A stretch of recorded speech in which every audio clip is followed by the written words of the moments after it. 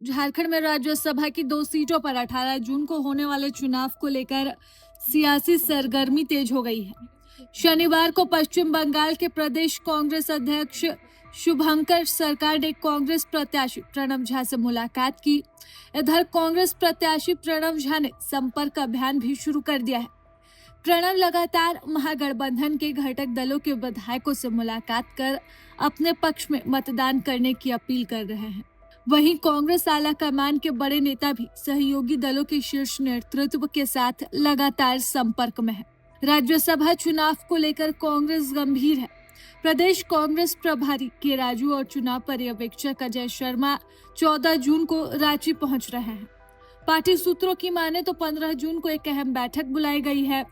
इस बैठक में घटक दलों के सभी विधायकों की एकजुटता बनाए रखने और क्रॉस वोटिंग रोकने को लेकर अंतिम रणनीति तैयार की जाएगी, क्योंकि अक्सर राज्यसभा चुनाव में अंतिम समय ये देखने को मिलता है कि क्रॉस वोटिंग पूरा खेल बिगाड़ देती है।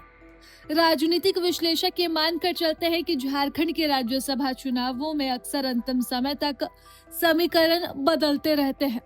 परिमल नाथवानी की उम्मीदवारी के बाद क्रॉस वोटिंग और राजनीतिक जोड़-तोड़ की संभावनाओं पर भी चर्चा शुरू है और झारखंड में ऐसा कई बार हो चुका है। क्रॉस वोटिंग और हॉर्स ट्रेडिंग यहाँ पर कोई नई बात नहीं है। अब इसी वजह से प्रणब झा अपनी एक सीट तय करने के लिए जी जान से जुटे हुए हैं। अगर हम राज्यसभा चुनाव के सीटों के समीकरण को समझे तो सबसे पहले तो प्रथम वरीयता के 28 मतों की आवश्यकता होती है। अब इस गणित के हिसाब से झामुमो के प्रत्याशी बैजनाथ राम की जीत तय है। 2 सीटों पर जीत दर्ज करने के लिए महागठबंधन को कुल 56 मतों की जरूरत है, जो उनके पास पूरी तरह मौजूद है। इसमें झामुमो के 34, कांग्रेस के 16, राजद के 4 और माले के 2 विधायक शामिल हैं। अगर घटक दल एकजुट रहता है तो दोनों ही सीटें इंडिया गठबंधन के कब्जे में जानी तय मानी जा रही है।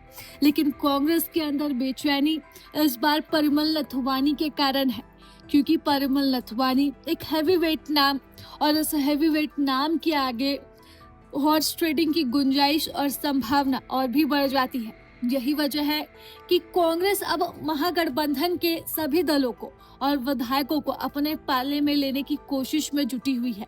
अब इस बात से अंदाजा लगाया जा सकता है कि कांग्रेस को क्रॉस वोटिंग का पूरा डर है, खतरा है। यही वजह है कि लगातार के राजू इस पूरी स्थिति पर नजर बनाए हुए हैं और इस राज्यसभा चुनाव को लेकर के राजू का ये तीसरा झारखंड दौरा होगा और वो एक बार फिर तमाम गठबंधन के विधायकों से मुलाकात कर अपनी बात रखेंगे और अपील बस यही रहेगी कि क्रॉस वोटिंग ना हो और हॉर्स ट्रेडिंग की कोई गुंजाइश ना हो।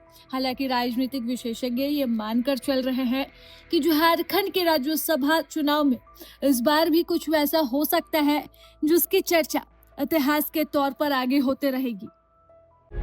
प्रभातखबर.com, विश्वास वही, रफ्तार नहीं।